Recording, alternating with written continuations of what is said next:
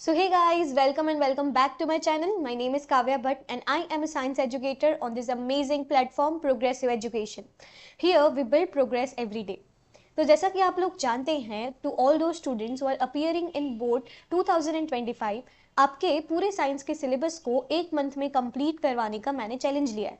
ठीक है, we will be completing your whole science syllabus in 31 days. That is all these chapters I have divided into 4 equal parts and each week we are going to cover 3 chapters. तो all those students जो कि नए हैं इस platform पे, मैं ये आपको बता दूं कि हमारा लाइव प्रोसेस कंप्लीट हो चुका है. I have been completed it in 2 videos and काफ़ी बड़ा चैप्टर था, उसको बहुत मुश्किल से कंसाइज कर करके मैंने उसे पोस्ट किया है. ठीक है, सो डे 1 और डे 2 हमारे कंप्लीट हो चुके हैं एंड आज है हमारा डे 3, जिसमें हम लोग पूरा का पूरा केमिकल रिएक्शंस एंड इक्वेशंस पूरा का पूरा आज ही कंप्लीट करेंगे. और कल 2 दिन में आपका चलेगा लाइट. ठीक है, जिसमें फर्स्ट पार्ट रिफ्लेक्शन का आएगा और सेकंड पार्ट रिफ्रैक्शन का आएगा. ठीक है, आपको इस अमेजिंग क्रैश कोर्स के नोट मेरे टेलीग्राम चैनल से मिल जाएंगे, जिसका लिंक मैंने डिस्क्रिप्शन में दिया है. प्लस अगर आपको कोई पर्टिकुलर डाउट आता है, you are suppose to DM me at my Instagram page, जिसका अगेन लिंक डिस्क्रिप्शन में है. आपको क्रैश कोर्स के नोट्स को टेलीग्राम चैनल से डाउनलोड करना है. आपको बायोलॉजी, केमिस्ट्री और फिजिक्स की तीनों की अलग कॉपी बनानी है. और लेक्चर के वक्त नहीं, लेक्चर के बाद आपको पूरे के पूरे नोट्स लिखने हैं, याद कर करके पूरा अच्छे से लिखना है. व्हाट विल दिस डू, ये आपका पूरा का पूरा जो भी आप पढ़ते हो उसे रिवाइज करा देगा. ठीक है, another important thing is that कि 5 दिन की जो थियोरी मैंने आपको बोला था, उसमें से 3 दिन आज कंप्लीट हो चुके हैं and congratulations to all those जो 3 दिन डेफिनेटली कंसिस्टेंटली जुड़े रहे. ठीक है, आपके 5 दिनों में 2 दिन थियोरी के बाद मैं आपको आपका NCERT विथ मी चलेगा, जिसमें तीनों चैप्टर जो हमने कंप्लीट किए हैं उसे लाइन टू लाइन ना सिर्फ मैं आपको समझाऊंगी बट उसके MCQ भी प्रैक्टिस किए जाएंगे. What you are suppose to do is कि आप थोड़ा सा मेरे साथ इंटरेक्ट कीजिए, कमेंट कीजिए सेशन में कि आपको सेशन कैसा लगा, बिकॉज इससे मुझे ये पता चलेगा if there is any source of improvement for me too. In the very first video, I used to be a little underconfident because this is the first time I'm posting something at this huge platform. But अब धीरे धीरे मेरा confidence rise कर रहा है and this is the motto of this channel कि हर दिन हम थोड़ा थोड़ा राइज करेंगे. आई नेवर प्रॉमिस यू कि मैं आपको एक दिन में बहुत अच्छा सब करा दूंगी. What you are suppose to do is you are suppose to understand each and every thing your NCERT says, and उसके लिए आपको सारे के सारे जितने थियोरीज के वीडियो है, NCERT विद मी के वीडियो है, प्लस जो मैं इंस्ट्रक्शंस देती हूँ उसे आपको फॉलो करना पड़ेगा. ठीक है, और मैंने कुछ चेंजेस किए हैं, जैसे कि मैंने आपको ये बोला था कि हर वीक का एक अलग से स्केड्यूल का वीडियो आएगा, बट वीडियो नहीं आएगा, मैं डायरेक्टली पोस्ट कर दूंगी because somehow I am not getting enough time to make more and more videos. मेरा पूरा का पूरा ध्यान अभी सिर्फ आपका सिलेबस कंप्लीट कराने में है, कैसे भी कंप्लीट कराने में है. डेफिनेटली जनवरी में भी कुछ वीडियोज़ अपलोड करूँगी मैं, लेकिन बात यह है कि उसमें हर एक चीज़ कवर नहीं हो पाएगी आपके सिलेबस की, बिकॉज डेफिनेटली तब जो वीडियोज़ है वो और भी छोटे आएंगे. ठीक है, अभी मेरे पास टाइम है, 1 महीने का टाइम है, अभी आपके पास 1 महीने का टाइम है. What you are suppose to do is इसमें अपना पूरा जान लगा दो, जिस भी सब्जेक्ट की, आई am not only talking about science, but जिस भी सब्जेक्ट का जितना सिलेबस है पूरा कॉन्फिडेंस के साथ कवर अप कर लो. ठीक है, and again I can understand कि there are lot many of things going in your forehead right now कि मैं जो कर रही हूँ वो हो पाएगा या नहीं, या जो मैं कर रहा हूँ वो हो पाएगा या नहीं. Am I giving this much time and is it enough, क्या जैसा मैंने सोचा था वैसे परसेंटेज आ पाएंगे. So there is always one thing you are suppose to put in your mind, जो आज मैंने अपने दिमाग में बहुत अच्छी तरीके से डाल दी है. हर दिन मेरे भी दिमाग में ये बात आती है कि will it work the way I thought, and the second thought again I have is what if it work out better than I have ever imagined. So आप भी इसी पॉइंट से स्टिक रहिए, कंसिस्टेंसी रियली मैटर्स. एंड मैं तो बस यही चाहूँगी कि आप हर एक जो भी स्टूडेंट आज मेरे साथ जुड़ रहा है, जो कल 2 दिन मेरे साथ जुड़े थे, सबसे पहले तो I am sorry if there were certain lags and video ऐसा था कि मैं अपलोड ही नहीं कर पा रही थी because there were certain issues in my laptop. लेकिन आज से सब बिल्कुल सही हो चुका है, अब टाइम टू टाइम वीडियो आती भी है. एंड सो आई वॉन्ट कि क्योंकि मेरा प्रोग्रेस हुआ है तो आप भी एक स्टेप और आगे बढ़ाइए.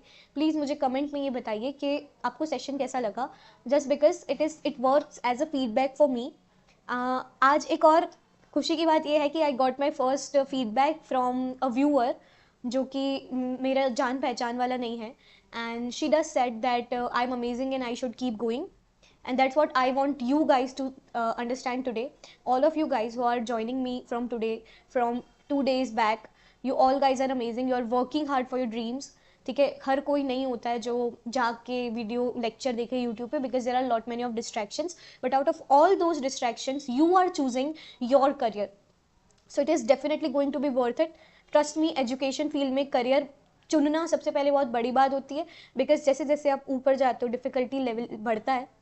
एंड एजुकेशन फील्ड की सबसे अच्छी बात ये है ना कि ऐसा नहीं है कि आप सब कर सकते हो, बट जो आप कर सकते हो वो कोई और नहीं कर सकता, and that is the biggest thing.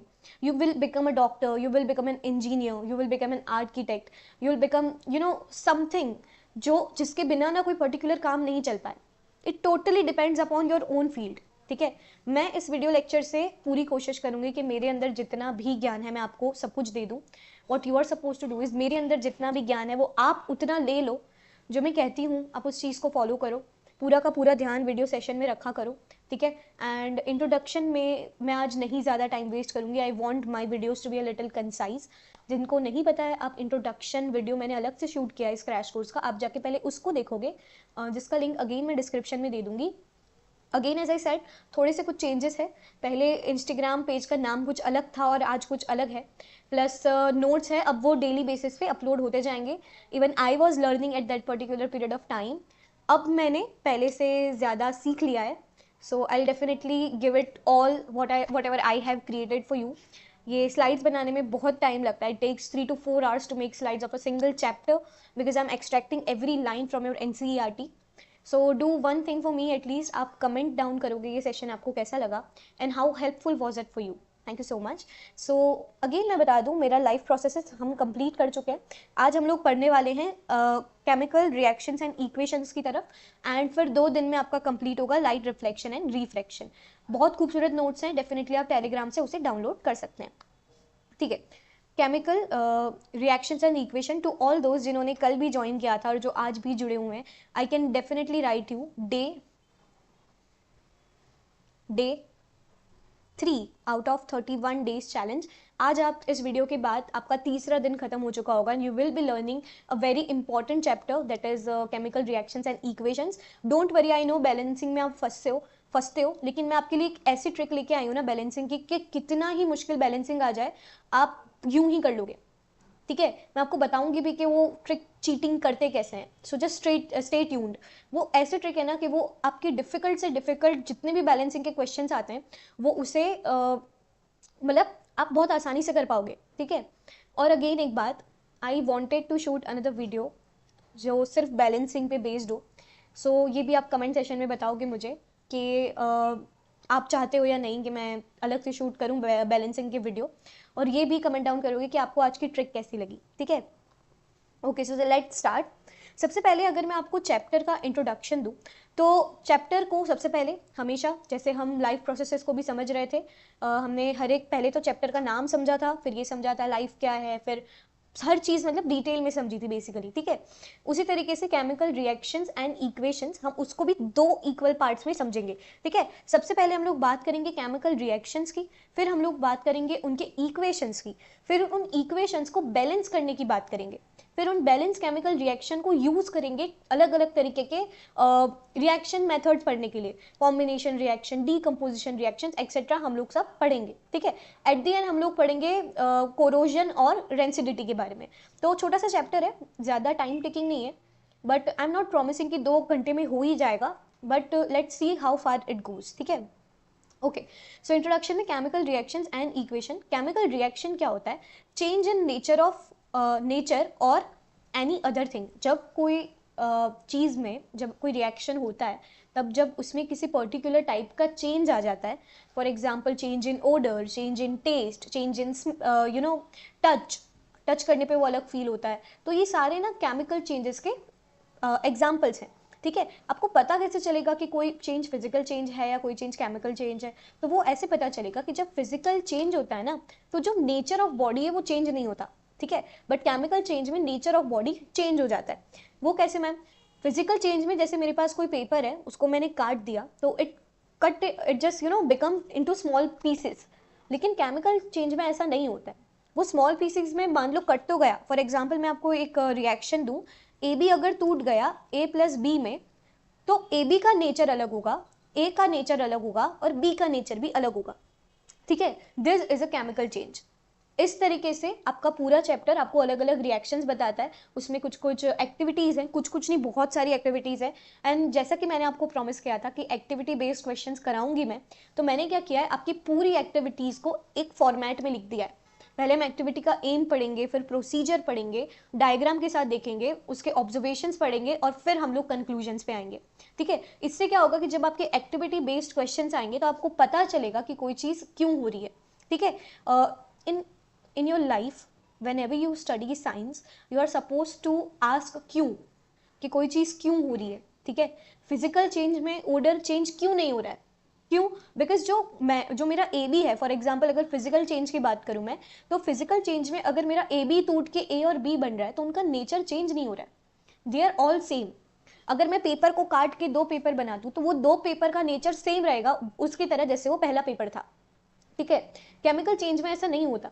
मैंने कोई एलिमेंट लिया, सॉरी एलिमेंट नहीं, मॉलिक्यूल, मैंने कोई मॉलिक्यूल लिया और मैंने उसको तोड़ दिया। फॉर एग्जांपल मैं H2O लेती हूँ और उसको H2 और O2 में तोड़ देती हूँ, तो H2O का स्टेट अलग है, H2 का स्टेट अलग है, O2 का स्टेट अलग है, तीनों के नेचर अलग है। That is a chemical change, ठीक है। ओके, केमिकल चेंज के और एग्जाम्पल जो हम डेली बेसिस पे देखते हैं वो ये है कि milk left out in summers क्या होता है, बिगड़ जाता है, मिल्क खराब हो जाता है, that is due to a chemical change. जो खराब हुआ आपका मिल्क होता है ना, उसके जो नेचर है, उसकी जो प्रॉपर्टीज है वो अलग होती है उस मिल्क से जो कि सही था, ठीक है। दूसरा एग्जाम्पल है कर्डलिंग ऑफ मिल्क। जब मिल्क उसके मतलब ओरिजिनल फॉर्म में होता है और जब वो कर्ड बन जाता है, दोनों के नेचर अलग होते हैं। Curd is acidic in nature, ठीक है, उसका नेचर बदल जाता है, प्लस उसका टेस्ट बदल जाता है, प्लस उसके ओडर भी बदल जाते हैं, that is also chemical change, ठीक है। एक iron tawa pan nail expose to humid environment क्या होता है, कोरोजन हो जाता है, रस्टिंग हो जाती है आयरन की, ठीक है। ग्रेप्स गेट फर्मेंटेड, ठीक है, ग्रेप्स के फर्मेंटेशन से अल्कोहल भी बनता है। इसको यूज़ मत करना अपने रियल लाइफ में। पता चला कि ग्रेप्स घर पे, अभी ठंडी का तो सीज़न भी है, ग्रेप्स लेके आ रहे हैं पापा और घर पे अल्कोहल बना रहे हो। अल्कोहल कुछ नहीं होता, बस किसी चीज़ को सड़ा सड़ा के जब आप लिक्विड फॉर्म में लाते हो, दैट इज़ अल्कोहल। तो जब कोई फ्रूट सड़ जाता है यानी फर्मेंट होता है यीस्ट की प्रेजेंस में, ठीक है, यीस्ट एक टाइप का फंगस है, तो जब वो उसे उस पर एक्ट करता है, उस चीज़ को सड़ा देता है, तो जो बाई प्रोडक्ट बनती है दैट इज़ योर अल्कोहल। तो जिन भी लोगों को अल्कोहल पसंद है, आप सड़ी हुई चीज़ को पसंद कर रहे हो, ठीक है, आपकी आपकी सोच ही सड़ी हुई है। डाइजेशन ऑफ फूड, ये भी एक केमिकल चेंज है। आपको पता है, मैंने आपको बताया था लाइफ प्रोसेसेस अभी अभी कंप्लीट हुआ है। देखो फैटी एसिड्स में टूटते थे, ग्लिसरॉल में टूटते थे बड़े बड़े फैट्स के मॉलिक्यूल्स, ठीक है। पूरा सबका नेचर अलग है, साइज अलग है, ठीक है। वो तो कवर हो चुका है, अब मैं दोबारा से रिपीट नहीं कर रही हूँ। अगर पढ़ना है तो वहाँ जाके आप इंपॉर्टेंट रिएक्शंस पढ़ लोगे, ठीक है। रेस्पिरेशन भी एक केमिकल चेंज है, ठीक है। ओके, अब इक्वेशंस क्या होते हैं मैम? जब मैं केमिकल रिएक्शन की बात कर रही हूँ तो क्या मैं हमेशा ये बड़ी बड़ी बातें ही करूँगी कि दो हाइड्रोजन के मॉलिक्यूल्स, दो हाइड्रोजन के मॉलिक्यूल्स, दो ऑक्सीजन के मॉलिक्यूल्स जोड़ के एक H2O का मॉलिक्यूल बनता है या पानी बनता है? How long is that? I cannot do that, ठीक है। मैं हमेशा ये नहीं कह सकती कि दो हाइड्रोजन के मॉलिक्यूल, क्या मैं ऐसे लिखती रहूंगी क्या पूरा जिंदगी कि दो हाइड्रोजन प्लस दो ऑक्सीजन? कितना लंबा जाएगा ये? पूरी जिंदगी तो शायद रिएक्शन लिखने में ही चली जाएगी। और अभी तो चलो 10th स्टैंडर्ड में छोटे छोटे रिएक्शंस आते हैं, जब आप बड़ी क्लास में जाओगे तो क्या लिखोगे? ग्लूकोज का फॉर्मूला याद है आपको? C6H12O6। इसको क्या लिखूंगी मैं? 6 कार्बन का मॉलिक्यूल, 12 हाइड्रोजन के मॉलिक्यूल और 6 ऑक्सीजन के मॉलिक्यूल को हम ग्लूकोज कहते हैं। No, this can be really hazardous अगर हम लोग सिर्फ बातों में किसी केमिकल चेंज को समझाएं, ठीक है। तो क्या करते हैं हम लोग ने इक्वेशंस बनाए केमिकल चेंज को या केमिकल रिएक्शंस को बताने के लिए, हमने इक्वेशंस बनाए। इक्वेशंस को मैं लैंग्वेज ऑफ केमिकल रिएक्शन बोल सकती हूँ, ठीक है। मैं ऐसा आपको बता रही थी कि दो हाइड्रोजन दो ऑक्सीजन जुड़ के पानी बनाते हैं, उसकी जगह मैं ऐसा लिख सकती हूँ H2 plus O2 gives H2O। खबरदार जो किसी ने ये कमेंट किया है कि ये बैलेंस्ड नहीं है, ठीक है। मैं टोकती रहती हूँ जब मैं ऑफलाइन, तो जब कभी पढ़ाती हूँ मैं टोकती रहती हूँ लोगों की, बैलेंस केमिकल लिखो, बैलेंस केमिकल रिएक्शन लिखो, बट आप मुझे नहीं टोकोगे because I am the teacher, you are not suppose to tell me what I am doing, ठीक है। मैं जानती हूँ ये बैलेंस नहीं है, लेकिन इसलिए नहीं बताया बिकॉज ये बैलेंसिंग अभी मैंने सिखाई ही नहीं है आपको, तो once I teach you balancing, उसके बाद मैं हो सकता है लिख सकती हूँ बैलेंस केमिकल, मतलब अनबैलेंस्ड केमिकल रिएक्शन, आपको तो बैलेंस ही लिखना है, ठीक है। क्यों? Because I am the teacher and I should get certain advantages, ठीक है। नेचर बदल जाता है केमिकल चेंज में और आइडेंटिटी बदल जाती है सब्सटेंस की, ठीक है। ओके, देखो ये आपकी फर्स्ट एक्टिविटी है, एज आई सेड यू, मैं आपको पूरा ये लेके आई हूँ कि एम क्या है प्रैक्टिकल का, क्यों परफॉर्म कर रहे हैं। एम क्या होता है कि कोई पर्टिकुलर प्रैक्टिकल आप क्यों परफॉर्म कर रहे हो, ठीक है। फिर आप देखोगे उसमें ऑब्जर्वेशंस और कंक्लूजन्स भी दिए हुए हैं पीछे, ठीक है। आपको क्या करना है, एम क्या है इस एक्टिविटी का, to understand burning of magnesium, formation of magnesium oxide. जब हम लोग मैग्नीशियम को गर्म करते हैं और मैग्नीशियम ऑक्साइड का फॉर्मेशन होता है, हम उस चीज़ को स्टडी करना चाहते हैं, ठीक है। एक बहुत बहुत कॉमन क्वेश्चन है जो आपके सेक्शन बी 2 मार्कर में हर बार पूछा जाता है, दैट इज कि अ magnesium ribbon is always scratched before using it, ठीक है। ऐसा क्यों करते हैं, तो उसका रीजन आपको इस एक्टिविटी से मिलेगा। मटेरियल्स यूज्ड, ये आपको पढ़ने की जरूरत नहीं है, ठीक है। पहले जब आते थे क्वेश्चंस इस तरीके के एक्टिविटी बेस्ड, अब तो काफ़ी कंसेप्चुअल आते हैं। जब डायरेक्टली एक्टिविटी पूछ लेते थे ना कि एक एक्टिविटी बताओ जिससे मैग्नीशियम रिबन को यानी कि मैग्नीशियम रिबन को यूज़ करके हम मैग्नीशियम ऑक्साइड बना रहे हो, ऐसी कोई एक्टिविटी बताओ, तब ये सब लिखा जाता था। पहले तो जर्नल लिखनी भी आती थी, 10th स्टैंडर्ड में भी कुछ प्रैक्टिकल्स परफॉर्म करवाए जाते थे। आई डोंट नो अब करवाए जाते हैं या नहीं, बट क्वेश्चंस बहुत ज़्यादा कंसेप्चुअल आते हैं। फिर भी अगर लिखना, अगर आप चाहो एग्जाम में तो ये लिख सकते हो, बाकी इसको याद रखने की जरूरत नहीं है। जो भी डायग्राम आप बनाते हो ना, उसी को मटेरियल्स में लिख देना, ठीक है। इस डायग्राम में क्या क्या है, ये पेयर ऑफ टोंग्स हैं तो यहाँ पे टोंग्स लिख दो, 2 सेंटीमीटर लेंथ की लिखने की जरूरत नहीं है। सैंड पेपर चाहिए मुझे मैग्नीशियम रिबन को घिसने के लिए, तो वो लिख दो, जो जो आप यूज कर रहे हो उसको लिख दो, ठीक है। प्रोसीजर, ठीक है।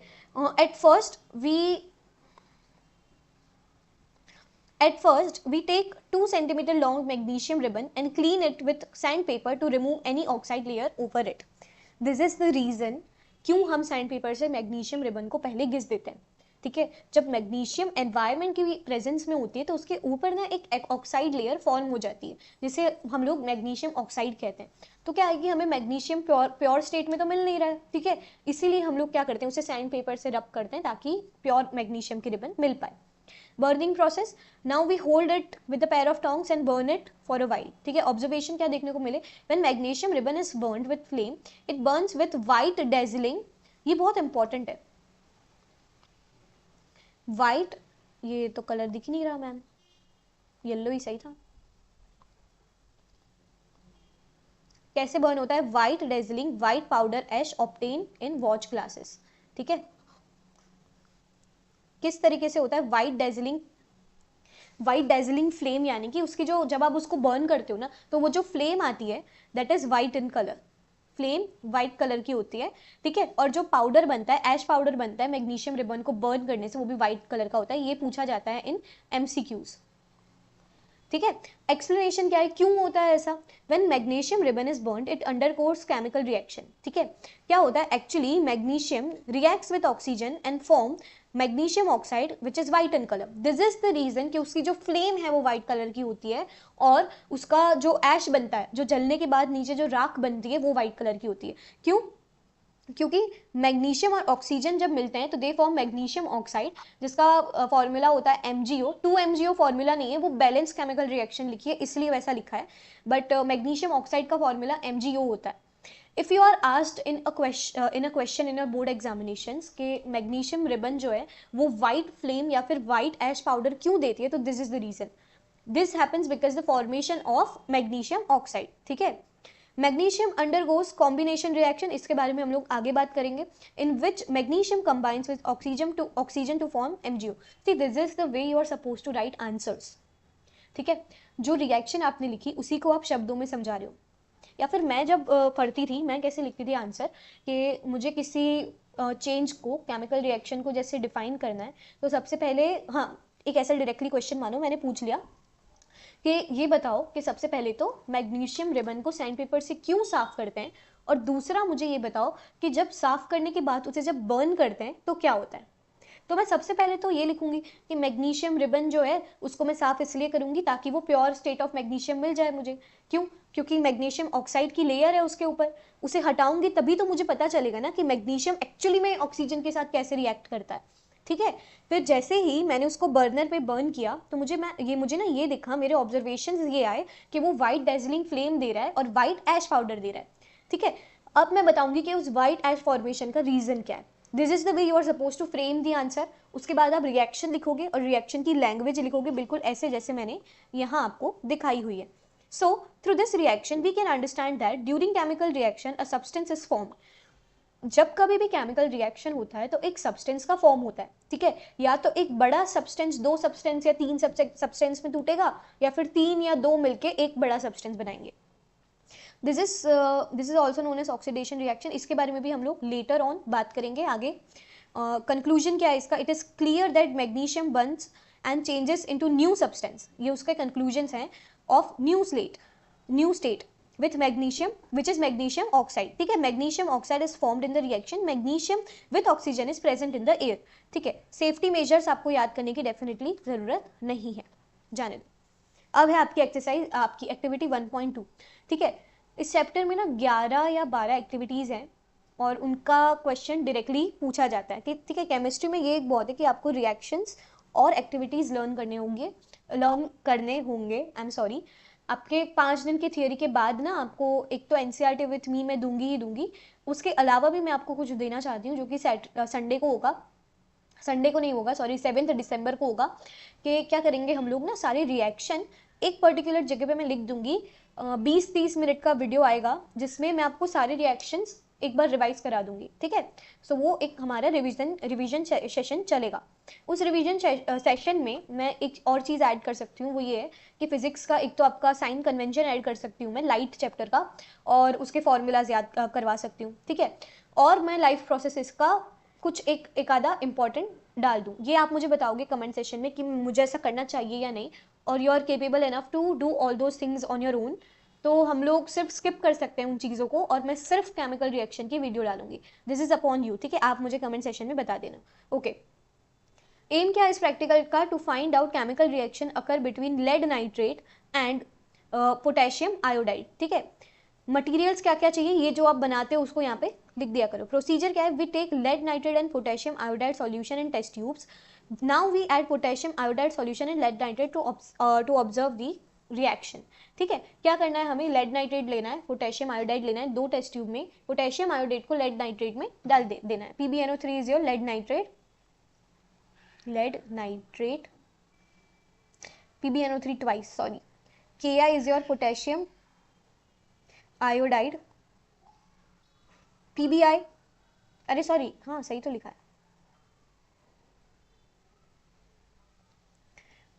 ये रहा पोटेशियम आयोडाइड, PbI2 यानी कि लेड आयोडाइड बन रहा है, और KNO3 यानी कि पोटेशियम नाइट्रेट बन रहा है। अगर आप ध्यान से देखो, this is a type of double displacement reaction. अगर आप पहली बार इस चैप्टर को पढ़ रहे हो तो इसके बारे में मैं आपको आगे समझाऊंगी। ठीक है, दिस इज द रीजन मैं चाहती हूँ कि सारे केमिकल रिएक्शन मैं एक अलग से वीडियो में लेके आऊँ। वो तो लाऊंगी 7th डे को, लेकिन उसके अलावा अगर आपको कोई चीज़ चाहिए तो आप कमेंट में बता देना। ठीक है, ऑब्जर्वेशन क्या है? When these solutions are mixed, yellow colour precipitation of lead iodide is formed. This is very very important. Yellow coloured precipitate of lead iodide is form. आपको इस चैप्टर में प्रेसिपिटेट्स याद रखने पड़ेंगे। ठीक है, एक और आगे बेरियम वाले का याद रखना पड़ेगा, that is giving white precipitate. CaCO3 का याद रखना पड़ेगा प्रेसिपिटेट। इस चैप्टर में याद करने वाला बहुत कुछ है। ठीक है, येलो प्रेसिपिटेट दे रहा है ये, येलो प्रेसिपिटेट। क्वेश्चन कैसे फ्रेम होता है इस टाइप के एक्टिविटीज से कि लेड आयोडेट को एक नहीं, चलो लेड आयोडाइड नहीं, ऐसे फ्रेम कर सकते हैं क्वेश्चन कि पोटेशियम आयोडाइड है, ठीक है, उसको रिएक्शन करवाया जा रहा है किसी नाइट्रेट के साथ। ठीक है, कुछ समय बाद ऐसा दिख रहा है कि नीचे येलो प्रेसिपिटेट्स बन रहे हैं, तो ये बताओ कि वो एक्स क्या है। ठीक है, मैं कैसे क्वेश्चन फ्रेम कर सकती हूँ आपके लिए कि पोटेशियम आयोडाइड, स्पेलिंग देख लेना, आयोडाइड, मैं ही देख लेती हूँ, आप क्या देखोगे अभी। Potassium iodide died on reaction with with substance X is giving yellow precipitates.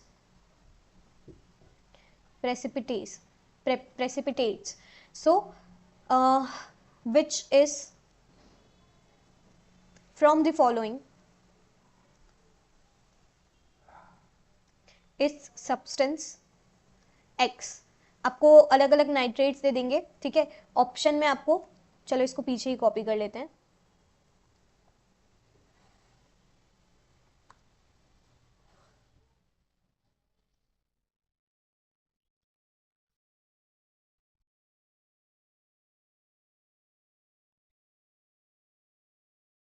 और आपको इसके बाद मैंने मान लो 4 एग्जाम्पल दे दिए अलग अलग नाइट्रेट्स के।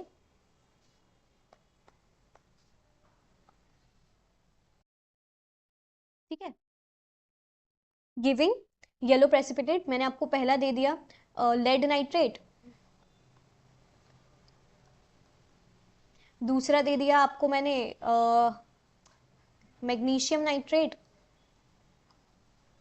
या फिर मैग्नीशियम ऑक्साइड ही ले लो, आपको थोड़ी पता है कि वो एक्स सब्सटेंस क्या है, मैग्नीशियम ऑक्साइड। ठीक है, आपको बताना है मुझे ए और बी में से आंसर क्या है। ठीक है, ऑब्वियसली अभी आपने पढ़ा है तो आपको पता है कि आंसर ए है, but this is how MCQs are formed. ठीक है, ओके, सो आगे क्या है, एक्सप्लेनेशन क्या है येलो चीज या येलो प्रेसिपिटेट बनने का कारण, डबल डिस्प्लेसमेंट हो रहा है between lead nitrate and potassium iodate, this is mutual exchange of ions between two compounds. यही है डेफिनेशन डबल डिस्प्लेसमेंट की, लेकिन अगर if you are new to this particular chapter तो आगे मैं समझा दूंगी। ठीक है, as a result solid insoluble substance known as lead nitrate is formed. This is called precipitate and the reaction is called as precipitation reaction. ये भी आगे है।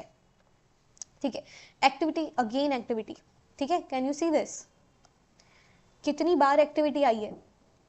This chapter has very very long and very very much activities. ठीक है, so aim क्या है इस practical का, to find chemical change when zinc reacts with acid, hydrochloric और सल्फ्यूरिक एसिड।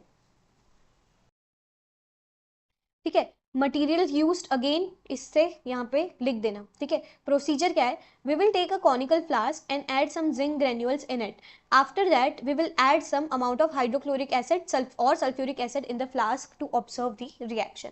ऑब्जर्वेशन क्या आया, when zinc reacts with an acid we can see bubbles accompanied with brisk effervescence. This is again important, observation हमेशा हर एक activity का बहुत important है। ठीक है, zinc react with acid, we can see that bubbles accompanied with brisk effervescence. When we touch the flask it gets hot. ठीक है, क्या क्या चीजें याद रखनी है आपको, सबसे पहली चीज ये याद रखनी है कि ब्रिस्क एफरवेसेंस मिल रहे हैं, वेसेंस, दूसरा क्या मिल रहा है मुझे, जिंक, अरे सॉरी, ब्रिस्क एफरवेसेंस, फिर जो फ्लास्क है वो हॉट हो रहा है, मतलब गर्म हो रहा है जब आप उसको हाथ लगा रहे हो तो, और बबल्स का फॉर्मेशन हो रहा है। तो जब ये तीनों चीजें आपने देखी, यू अंडरस्टूड कि कोई केमिकल चेंज तो हुआ है। जब जिंक में मैंने एसिड डाला तो कोई केमिकल चेंज हो रहा है, वो क्या हो रहा है ये मैं आपको एक्सप्लेनेशन में बताती हूँ। We know that when a metal reacts with an acid, salt and hydrogen gas are produced. This is important. Metal reacts with acid, salt and hydrogen gas are produced. ठीक है, this reaction is a displacement reaction. इसके बारे में again आगे बात जरूर होगी। ठीक है, zinc displaces hydrogen from acid. ये सब अभी ये सारे ना डिस्प्लेसमेंट रिएक्शन की बातें हैं, उसको आप वहां पर भी पढ़ सकते हो। ठीक है, Zn प्लस मान लो HCl दे रहा है मुझे ZnCl प्लस H2। ठीक है, तो क्या आप देख पा रहे हो, ये जो है ये सॉल्ट है, किस चीज का सॉल्ट है ये, मेटल प्लस एसिड का ये सॉल्ट है। रिलीज क्या हो रहा है, हाइड्रोजन गैस। क्योंकि आप ये बात जानते हो, अगर आपने मेरे लाइव प्रोसेसेस को देखा होगा तो मैंने आपको बताया था एंडोथर्मिक एंड एक्सोथर्मिक रिएक्शन क्या होता है। तो अगर इस पर्टिकुलर रिएक्शन में हीट रिलीज हो रही है तो क्या मैं इसको एक्सोथर्मिक बोल सकती हूँ। अगर आपको कंफ्यूजन होता है ना कि एंडोथर्मिक में हीट रिलीज होती है या फिर एक्सोथर्मिक में, तो आप ऐसा याद रखो, एक्सो से एग्जिट याद रखो, एग्जिट। एग्जिट यानी कि हीट का बाहर जाना, तो आपको एंडो उसका उल्टा याद रहेगा, या फिर आप याद रखोगे एंडो से, एंडो यानी कि अंदर, ठीक है, तो वो हीट अंदर डालना है, ठीक है, वैसे आप याद रख सकते हो, ठीक है। ये रिएक्शन भी देख ही लो इसका, zinc plus H2SO4 giving ZnSO4 plus H2, ठीक है, ये H2 गैस गैसियस फॉर्म में रिलीज हो जाती है, this is the reason why bubble formation, bubbles are forming, ठीक है, ठीक है। अब आते हैं कुछ तरीके की थियरी पे वापस। केमिकल इक्वेशन मैंने आपको बता दिया, this is language of a chemical change या फिर केमिकल रिएक्शन, ठीक है। अबव रिएक्शन रिप्रेजेंट्स, ये जो है ना, ये आपकी एक्टिविटी, जो मैंने आपको एक्टिविटी 1 कराई थी उससे रिलेटेड है। अगर आपका ध्यान था यहीं पे और आपकी खिड़की पे आप किसी और को नहीं ताड़ रहे थे, तो आपको डेफिनेटली पता होगा कि मैग्नीशियम रिबन को हम लोग जब जला रहे थे तो उससे पहले हमने उसे क्लीन किया था, ये वो वाली एक्टिविटी है, ठीक है। द अबव रिएक्शन, उसको जैसे मैं रिप्रेजेंट करूंगी तो मैग्नीशियम और ऑक्सीजन मिलके मुझे दे रहे हैं मैग्नीशियम ऑक्साइड, ठीक है। तो वो पार्ट रिएक्शन का जो रिएक्ट होके दूसरी चीज बना रहा है उसे हम लोग रिएक्टेंट कहते हैं। If I define reactant, part of reaction which is either combining or breaking to form new product, या फिर न्यू थिंग मान लो, अभी प्रोडक्ट नहीं लिख रही हूँ, प्रोडक्ट का मैं अलग से आपको डिफाइन करके दिखा रही हूँ इसीलिए, ठीक है।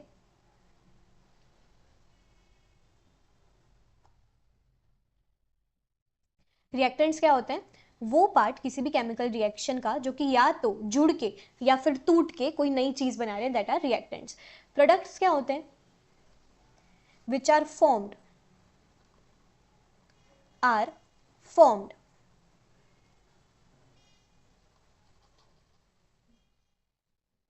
which are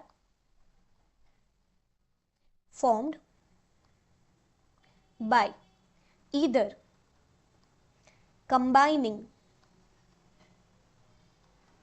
or breaking up of molecule, breaking up of a molecule या फिर रिएक्टेंट, ठीक है। क्या बोला मैंने? रिएक्टेंट वो पार्ट होता है रिएक्शन का जो जुड़ के या फिर टूट के प्रोडक्ट बनाता है। प्रोडक्ट क्या होता है? वो पार्ट रिएक्शन का जो बना होता है किसी एलिमेंट्स या फिर मॉलिक्यूल्स के जुड़ने से या फिर मॉलिक्यूल्स के टूटने से, ठीक है। इस पर्टिकुलर रिएक्शन की अगर मैं बात करूं तो यहाँ पे मैग्नीशियम और ऑक्सीजन कंबाइन कर रहे हैं बनाने के लिए मैग्नीशियम ऑक्साइड को, ठीक है। मैग्नीशियम ऑक्साइड, इसका जो कलर होता है दैट इज व्हाइट, ठीक है। ये तो रिप्रेजेंट कर दिया हमने पहली एक्टिविटी के रिएक्शन को। अब मैं आपको दिखाना चाहती हूँ ये पार्ट कि रॉ रिएक्शन क्या होता है, या फिर इसको स्केलेटन रिएक्शन भी कहते हैं। रॉ रिएक्शन क्या होता है? यानी कि कच्चा रिएक्शन, ठीक है, पका हुआ नहीं है, जो बैलेंस्ड नहीं है, उसे हम लोग रॉ रिएक्शन कहते हैं या फिर स्केलेटन रिएक्शन कहते हैं, ठीक है। इसमें क्या होता है? रॉ रिएक्शन में ये नहीं बता पाते हमको नेचर ऑफ रिएक्टेंट, ठीक है। आपको पता होगा बैलेंस केमिकल रिएक्शन जब भी हम लिखते हैं तो बाजू में उसका स्टेट लिखते हैं कि वो फिजिकल स्टेट उसका क्या है, वो वाटर मतलब लिक्विड है, एक्वेस है, सॉलिड है, क्या है, ठीक है। स्केलेटन रिएक्शन, अगर मैं इसकी बात करूं, दिस इज अ स्केलेटन या फिर रॉ रिएक्शन, ये मुझे नहीं बता पा रहा है कि मैग्नीशियम अपने कौन से स्टेट में ऑक्सीजन के साथ मिलके मैग्नीशियम ऑक्साइड बना रहा है। तो क्या मैम ये लिखना ज़रूरी है? डेफिनेटली ज़रूरी है, बिकॉज ना अलग अलग जगहों पे अलग अलग स्टेट पे मेटल अलग अलग चीज़ों से अलग अलग प्रोडक्ट बनाते हैं, ठीक है। थोड़ी सी कन्फ्यूजन वाली भाषा मैंने आपको बोल दी, but don't worry, will clarify everything one by one, ठीक है। ये हमें ये भी नहीं बताते कि अमाउंट ऑफ रिएक्शन कंज्यूम कितना हुआ है और अमाउंट ऑफ प्रोडक्ट फॉर्म कितना हुआ है। अगर मुझे कोई केमिकल रिएक्शन करवाना है, ठीक है, यही मान लो कि मुझे मैग्नीशियम और ऑक्सीजन को मिला के मैग्नीशियम ऑक्साइड बनाना है, कुछ देर अगर मैं एक्टिविटी से बाहर ये सोचूं ये रिएक्शन मुझे खुद करवाना है, तो ये कैसे पता चलेगा मुझे कि कितना अमाउंट ऑफ रिएक्शन में मुझे मैग्नीशियम लाना पड़ेगा या कितना ऑक्सीजन मिलाना पड़ेगा, तब जाके मैग्नीशियम ऑक्साइड बनेगा, ठीक है। तो स्केलेटन या फिर रॉ रिएक्शन हमें ये भी नहीं बताते हैं। दूसरा एक क्या है एक ये भी प्रॉब्लम है कि ये वायोलेट करते हैं, अच्छा ओके ये तो बाद में पढ़ेंगे। ओके ये वायोलेट करते हैं लॉ ऑफ कंजर्वेशन ऑफ मास को। लॉ ऑफ कंजर्वेशन ऑफ मास क्या कहता है मेरा, कि पहले जितने रिएक्टेंट का मास था उतना ही प्रोडक्ट का मास बनेगा। ठीक है, अगर मैंने एक केमिकल रिएक्शन में 1 ग्राम मैग्नीशियम को यूज किया है तो प्रोडक्ट में भी 1 ग्राम मैग्नीशियम ही होना चाहिए, उससे ज्यादा या उससे कम नहीं होना चाहिए। ठीक है, ठीक है। तो केमिकल रिएक्शन, अब मैं आपसे ये पूछ रही हूँ कि लिखते कैसे हैं। ठीक है, कंसाइज वे में, यानी पॉइंट टू पॉइंट, उससे ज्यादा नहीं उससे कम नहीं। अगर मुझे ऐसा है कि मुझे ऑक्सीजन ज्यादा पसंद है मैग्नीशियम से, पता चला मैग्नीशियम को Mg लिख रही हूँ, ऑक्सीजन को OXYGEN पूरा लिख रही हूँ, this is not something you are suppose to do. ठीक है, should say everything about the reaction. मैं जो केमिकल इक्वेशन लिख रही हूँ ना, वो मेरी भाषा है रिएक्शन की, वो रिएक्शन जो केमिकल चेंज हो रहा है। ठीक है, तो अगर वो लैंग्वेज कंसाइज नहीं होगी, अगर वो लैंग्वेज मुझे हर चीज बताएगी नहीं रिएक्शन के बारे में, तो मैं किस तरीके से उसे लैंग्वेज बोल पाऊंगी। ठीक है, ओके। क्या क्या होना चाहिए, फॉर्मूलाज का यूज होना चाहिए इंस्टेड ऑफ वर्ड्स, और स्टेटमेंट्स। ठीक है, स्टेटमेंट्स या फिर वर्ड्स को छोड़ के हम फॉर्मूलाज के बेसिस पे अब रिएक्शंस को लिखेंगे। जैसे कि एग्जांपल MgO2 गिव्स MgO। ठीक है, I know this is not yet balance, but कर देते हैं। ठीक है, आपने इतनी आसानी से कर दिया, इतनी आसानी से हमें आता नहीं है बैलेंस करना, दैट्स परफेक्टली ऑल राइट। आगे मैं ट्रिक लेके आई हूँ बैलेंसिंग की, तो वो सीखते से सब कुछ आ जाएगा। अब आते हैं ऑफिशियली उस चीज पे जिससे आपको बहुत डर लगता है, that is balance chemical reaction. ठीक है, ओके, सो आप बैलेंसिंग स्टार्ट कर सकते हैं। ठीक है, लेकिन उससे पहले मैं आपको ये बताना चाहती हूँ कि नीड फॉर बैलेंसिंग क्या है। ठीक है, क्या जरूरत है मेरी एक केमिकल रिएक्शन को बैलेंस करने की। ठीक है, let's write need for balancing a chemical reaction. क्या जरूरत है मैम मुझे एक केमिकल रिएक्शन को बैलेंस करने की। ठीक है, तो जो फ्लॉज मैंने आपको बताए थे रॉ रिएक्शन के, कि रॉ रिएक्शन में क्या क्या नहीं मिलता है हमें, वही नीड बन जाएगी बैलेंस केमिकल रिएक्शन की। ठीक है, तो सबसे पहले मेन जो बात मेरा क्या है, to obey law of conservation of mass. Law of conservation of mass मेरा क्या कहता है कि in an any chemical reaction the elements remains same with respect to their mass and with respect to their number. ठीक है, क्या कहा मैंने, जब एक केमिकल रिएक्शन होता है तो रिएक्टेंट का मास और प्रोडक्ट का मास बदलता नहीं है। फॉर एग्जाम्पल, अगर मेरे यहाँ पे 2 mg यूज हुए हैं तो प्रोडक्ट में भी मुझे 2 ही mg मिलेंगे। ऐसा नहीं हो जाता कि 2 के 4 हो गए। ठीक है, अगर ऐसा होता है तो ये वायोलेशन हो जाएगा law of conservation of mass के। ठीक है, दूसरा नीड क्या है कि to state nature of reactants and products. जो मेरे रिएक्टेंट्स एंड प्रोडक्ट्स हैं वो किस स्टेट में एग्जिस्ट करते हैं, कि उनका नेचर क्या है, सॉलिड, लिक्विड, गैस है या एक्वेस है, वो मुझे बैलेंस केमिकल रिएक्शन से पता चलता है। तीसरी चीज मुझे क्या पता चलती है, अगेन आप फ्लॉ को देख लो, इसके क्या फ्लॉ था इसमें कि अमाउंट ऑफ रिएक्टेंट कंज्यूम कितना हो रहा है प्लस प्रोडक्ट कितना बन रहा है, हमें पता नहीं चल रहा। तो जब हम बैलेंस करते हैं हमें पता चल जाता है। To know amount of reactant consumed plus amount of product formed। ठीक है, ये मुझे बैलेंस केमिकल रिएक्शन से पता चल जाता है। जब भी आप बैलेंसिंग करते हो, ठीक है, तो आप इस बात का ध्यान रखते हो कि एलिमेंट जितने LHS मतलब रिएक्टेंट की साइड है उतनी ही आपको RHS में मिले, यानी कि प्रोडक्ट की साइड भी मिले। ठीक है, ठीक है, तो सबसे पहले हम लोग क्या कर रहे हैं, लॉ ऑफ कंजर्वेशन ऑफ मास की डेफिनेशन देख लेते हैं। ठीक है, मास कैन नीदर बी क्रिएटेड और nor be destroyed in any chemical reaction, ये तो मैंने आपको बता दिया। Total mass of elements present in products has to be equal to reactants. ये जो मैंने आपको आगे बताया कि अगर 2 mg यूज हुए हैं तो 2 ही mg प्रोडक्ट में भी मिलेंगे। ठीक है, ओके, अब स्टेप्स में जाते हैं, steps of balancing a chemical reaction. आपको कई बार डायरेक्टली ऐसा क्वेश्चन आ जाता है कि आप ये बताओ steps of balancing chemical reaction क्या है, तो उसमें सबसे पहले तो आप नीड ऑफ बैलेंसिंग लिखोगे और उसके बाद स्टेप्स बताओगे। आपको हर एक स्टेप 1 बाय 1 यहाँ पे मेरे साथ यही इस लेक्चर पे लर्न करके जाना है, अलग से टाइम देने की जरूरत नहीं है, ठीक है। ओके, सो फर्स्ट स्टेप क्या है मेरा, आपको दे दिया होगा एक इस तरीके का skeleton reaction, skeleton reaction, skeletal होता है वैसे, स्केलेटल रिएक्शन, या फिर आपको दे दिया जाएगा रॉ रिएक्शन, रॉ यानी कि कच्चा, आपके जैसा, ठीक है। ओके, सो फर्स्ट स्टेप मेरा ये है कि मैं ये देखूंगी कि मेरे जो एटम्स हैं वो left hand side and right hand side same होनी चाहिए। अगर मैं इस पर्टिकुलर एग्जाम्पल की बात करूं आपको, तो यहाँ देखो जिंक लेफ्ट हैंड साइड 1 है, राइट हैंड साइड भी 1 है, 1 1, ठीक है। हाइड्रोजन 2 है, यहां पर 2 है, और हाइड्रोजन यहां पर भी 2 ही है। सल्फर यहां पे 1 है, यहां पर भी 1 ही है। ऑक्सीजन यहां पे 4 है और यहां पर भी 4 है। क्या मैं इस केमिकल रिएक्शन को बैलेंस कह सकती हूं अभी? अगर आप सिर्फ विथ रिस्पेक्ट टू कोएफिशिएंट देख रहे हो ना, इस जिंक का कोएफिशिएंट या इस H2SO4 का कोएफिशिएंट, अगर आप सिर्फ कोएफिशिएंट बेसिस पे बात करें तो डेफिनेटली ये बैलेंस्ड है, लेकिन अगर आप इसको नेचर के साथ देखते हो तो ये स्टिल अनबैलेंस्ड है, ठीक है। Zn plus H2SO4 gives ZnSO4 plus H2। जब मैं इसे सच में पूरी अच्छी तरीके से बैलेंस करूंगी तो मुझे ये पता चलेगा कि मुझे उसका स्टेट या फिर नेचर भी बताना पड़ेगा। तो जिंक सॉलिड है, आपका H2SO4, आपका H2SO4 एक्वेस सॉल्यूशन में है।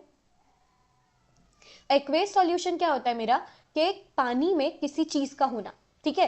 तो ये डाइल्यूटेड फॉर्म में होता है H2SO4 आपका, पानी में जब H2SO4 हम लोग डालते हैं तो उसे एक्वेस सॉल्यूशन बोलते हैं, ठीक है।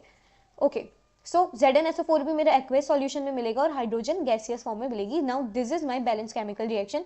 कोएफिशिएंट सबका 1 रहेगा, क्यों, मुझे बैलेंस करने की जरूरत नहीं है, because left hand side and right hand side मेरे नंबर ऑफ एटम्स सेम है। Okay, now hit and trial method, ठीक है। इसको मैं 1 बाय 1 करके आपको सारे स्टेप्स समझाऊंगी, आपको यहीं पे मेरे साथ लर्न करके जाना है। Okay, so let's get into this. आपको सबसे पहले एक स्केलेटन इक्वेशन दे रखा है या रिएक्शन दे रखा है, जैसे कि आयरन प्लस ऑक्सीजन, जो कि देता है आपको आयरन ऑक्साइड और हाइड्रोजन गैस, ठीक है। अब इस रिएक्शन को आपको बैलेंस करना है। Fe plus O2, Fe3, O4 और H2 देता है। स्टेप 1 क्या है, draw boxes around each formula, do not change anything inside the box while balancing a chemical reaction. अगर जैसे मेरे यहाँ पे 4 ऑक्सीजन है और यहाँ पे 1 ऑक्सीजन है, तो मैं इस बॉक्स के अंदर 4 नहीं लिख सकती। You are not suppose to change anything inside the box. आपको सिर्फ ये बाहर का इतना, ये जो एरिया मैं सर्कल कर रही हूँ या डॉट कर रही हूँ, इतना ही एरिया चेंज करने का अलाउड है। You can't change anything inside the box, ठीक है। आपकी एनसीईआरटी कहती है पहले बॉक्स बनाओ। ओके, स्टेप 2 क्या है, काउंट करो नंबर ऑफ एटम्स दोनों तरफ। तो काउंट कर लेते हैं। सबसे पहले यहाँ देखो, आयरन 1 है, यहाँ पे आयरन 3 है, तो मैंने 3 लिख दिया। हाइड्रोजन यहाँ पे 2 है और यहाँ पर भी 2 ही है। हाइड्रोजन LHS 2 है, राइट हैंड साइड 2 है, मतलब हाइड्रोजन बैलेंस्ड है। फिर मेरा ऑक्सीजन की अगर मैं बात करूं तो LHS 1 है और RHS 4 है, ठीक है। मेरा स्टेप 2 ये कहता है कि काउंट करो नंबर ऑफ एटम्स कितने हैं, LHS एंड RHS। सिलेक्ट करो उस एलिमेंट को जिसमें मैक्सिमम नंबर ऑफ एटम्स, यानी कि Fe3O4 and element O into it। आपको वो एटम या फिर एलिमेंट सिलेक्ट करना है जिसमें सबसे ज्यादा बैलेंसिंग की जरूरत है। ओके, जब आपने Fe को देखा, यहाँ पे एक Fe है, यहाँ पे 3 Fe है, लेकिन यहाँ पे एक Fe और यहाँ पे 4 यहाँ पे 1 ऑक्सीजन और यहाँ पे 4 ऑक्सीजन है। तो आपको सबसे ज्यादा जो अनबैलेंस्ड एटम है उसे पकड़ना है और उसे पहले बैलेंस करना है। तो ऑक्सीजन को बैलेंस करने के लिए, क्योंकि यहाँ पे 1 ऑक्सीजन है, मैंने H2O के आगे एक 4 डाल दिया, ठीक। अब क्या है, मेरा ऑक्सीजन बैलेंस हो गया। LHS में देखो, let's talk about LHS and RHS again. Iron मेरा 1 है, मेरा Fe3O4 अभी भी मेरा जो आयरन है यहाँ पे 3 है, ठीक है। हाइड्रोजन मेरा 4 into 2 दैट इज 8 हो गया, यहाँ पे हाइड्रोजन सिर्फ 2 है। और ऑक्सीजन यहाँ पे पहले 1 था तो यहाँ पे 4 हो गया और यहाँ पे 4 हो गया, मतलब ऑक्सीजन अब मेरा बैलेंस्ड है। अब आप देखोगे कि हाइड्रोजन को बैलेंस करना पड़ेगा। नाउ बैलेंस हाइड्रोजन और Fe नाउ। आप हाइड्रोजन या फिर आयरन दोनों में से किसी एक को बैलेंस कर सकते हो। मैं यहाँ पे अगर पहले हाइड्रोजन को बैलेंस करूँ तो मैं ये देख रही हूँ कि यहाँ पे 8 हाइड्रोजन है और यहाँ पे 2 हाइड्रोजन है। तो यहाँ पे अगर मैं 4 लगा दूँ तो यहाँ पे 4 2 8 हो जाएगा मेरा। This is known as hit and trial method. आप अलग अलग कोएफिशिएंट लगा के देखोगे कि LHS एंड RHS किस तरीके से आप इक्वेट कर पाओ। ओके, नाउ बैलेंस हाइड्रोजन और Fe नाउ मैंने यहाँ पे हाइड्रोजन को बैलेंस करके आपको बता दिया। अगेन अगर आप LHS एंड RHS में कंपेयर करो, यहाँ पे 1 आयरन है, यहाँ पे 3 आयरन है, यहाँ पे 8 हाइड्रोजन है, 8 हाइड्रोजन है, 4 ऑक्सीजन है और 4 ऑक्सीजन है। अब आप ये बात बहुत अच्छी तरीके से समझ पाओगे कि सिर्फ मैं अगर यहाँ पे 3 लगा दूं तो ये 1 into 3 ये भी मुझे 3 मिल जाएगा। तो ये हम नेक्स्ट स्टेप में करेंगे। जो भी है, जो भी बचा कुचा एलिमेंट है, हाइड्रोजन या आयरन, जो भी आपने बाद में चुनाओ उसको आप बाद में बैलेंस कर दोगे। 3Fe 4H2O, Fe3O4 और 4H2O 4H2। ठीक है, ये हो गया आपका बैलेंस्ड। आप काउंट करो, 3Fe, यहां पर भी 3Fe, 8H, यहां पर भी 8H, 4O और यहां पर भी 4O, यानी कि मेरा रिएक्शन जो है बैलेंस हो गया। अब बस मुझे स्टेट लिखना बाकी है उसके बाजू में। Check correctness of equation, count number of equation on both the side, ये तो मैंने आपको करा दिया। Write physical state of element in the reaction. Iron इस पर्टिकुलर रिएक्शन में सॉलिड है, हाइड्रो मतलब पानी गैसियस फॉर्म में है, इसका मतलब हम उसे ना ऊपर से डाल रहे हैं, तो ये ना इसीलिए इंपॉर्टेंट होता है। This is the reason why you are suppose to write state of that particular element in a particular reaction. इसीलिए जब हम रिएक्शन को बैलेंस करते हैं, अगर आप उसमें स्टेट मेंशन नहीं करते हो तो उस रिएक्शन को गलत माना जाता है। मेरे टाइम पे तो मैं जब पढ़ती थी तब teachers use to tell me कि अगर आप एग्जाम्पल में भी कोई रिएक्शन लिखते हो, आपको उसे बैलेंस फॉर्म में लिखना है। ठीक है, और बैलेंस फॉर्म यानी कि उसमें स्टेट भी मेंशन करना है।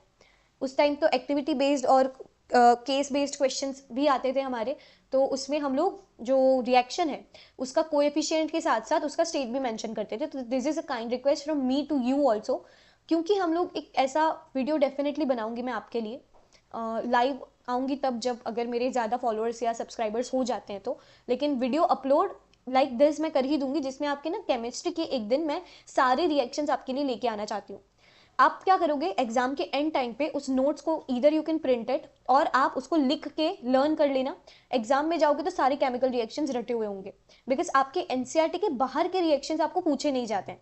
ठीक है, तो ये भी हम लोग एक कर लेंगे, but this is a kind request. Live आके पढ़ाने का अलग मजा होता है। So if I get good amount of people or good amount of views, so I'll definitely come live, but unless then we can definitely मतलब coordinate with recorded lectures only। ठीक है, ओके। सो यहाँ पे आयरन सॉलिड फॉर्म में है, water आपका gaseous form में है। गैसियस फॉर्म में वाटर का मतलब वाटर वेपर है। Fe3O4 आपका सॉलिड फॉर्म में और H2 आपका गैसियस फॉर्म में रिलीज हो रहा है। ये मैंने बता दिया कि ये कोटेशन किस चीज का क्या होता है। Okay, sometimes reaction conditions like temperature, pressure, catalyst etc is added in reaction to make it more informative।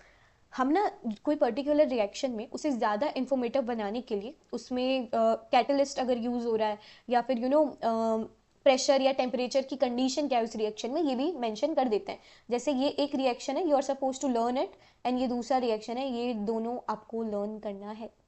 ठीक है, ओके। तो ये आपको बताता है CO इज कार्बन मोनोऑक्साइड। थोड़ा सा इसको जगह बना देती हूँ मैं।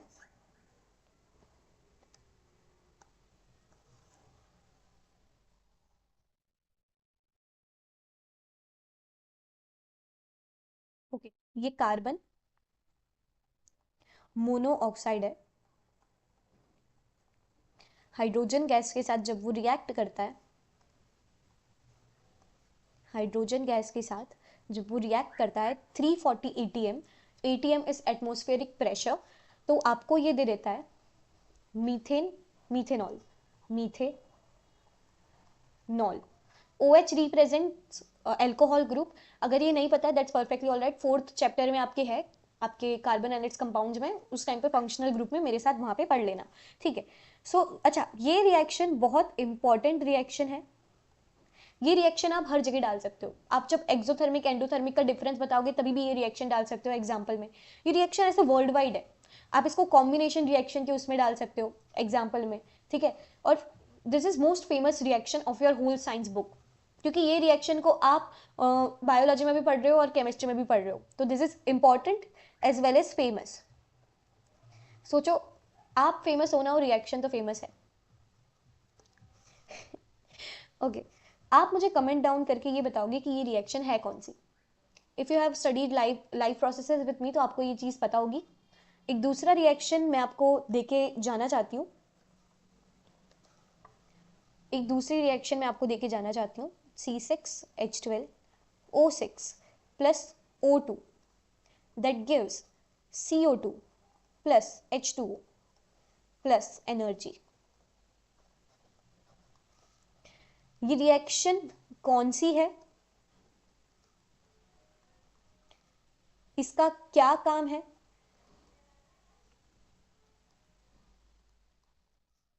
और थर्ड थिंग, ये एक क्वेश्चन मैंने आपसे ये पूछा कि ये रिएक्शन कौन सी है, इसका क्या काम है, और तीसरा ये कि इसका चलो ठीक है इसको बैलेंस मत करना अगर बहुत लंबा पड़ रहा है तो, ये दो आंसर आप दे देना। इस रिएक्शन का नाम क्या है और इसका टाइप क्या है, इसका क्या काम क्या है, हरा ये भी बता देना ये किस टाइप की रिएक्शन है, किस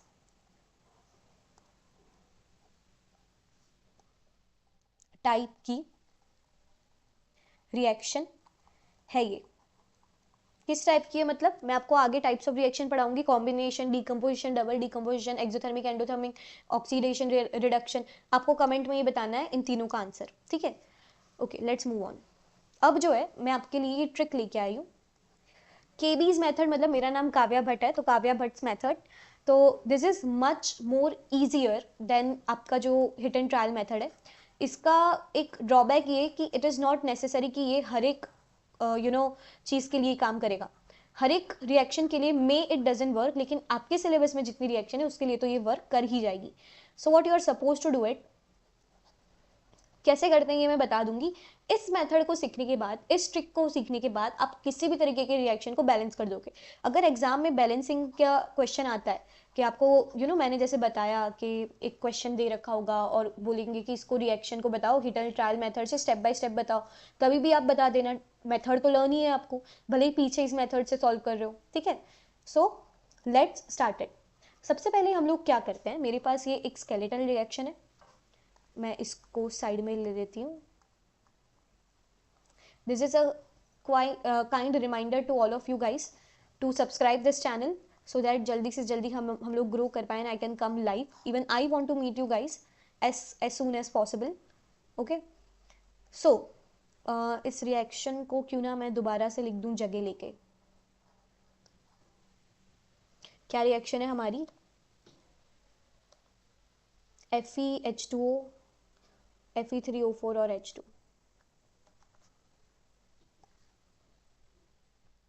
Fe plus H2O that is giving Fe3O4 plus H2। आपको समझ आ जाएगा कि मैंने क्यों इतनी जगह छोड़ी है, प्लस H2। सबसे पहले हम लोग क्या करेंगे, इमेजिन करेंगे इन चारों के, ये 1 2 3 4, इन चारों के ना कोएफिशिएंट को हम लोग इमेजिन करेंगे। मैं इसके कोएफिशिएंट को A ले रही हूँ, इसके कोएफिशिएंट को B ले रही हूँ, इसके कोएफिशिएंट को C और इसके कोएफिशिएंट को D ले रही हूँ। अब हम लोग क्या करेंगे, हम लोग कंपेयर करेंगे LHS को RHS के साथ। फॉर एग्जाम्पल यहाँ पे आयरन A में है और कहाँ है, C में है। क्या मैं ऐसा लिख सकती हूँ, अगर मैं A और C के बीच में रिलेशन बनाऊं इस पर्टिकुलर रिएक्शन को देख के, कैन आई से दैट एक A का मतलब 3C है, ठीक है। ये मेरा फर्स्ट इक्वेशन मैंने बना दिया। दूसरा मैं क्या बना सकती हूँ,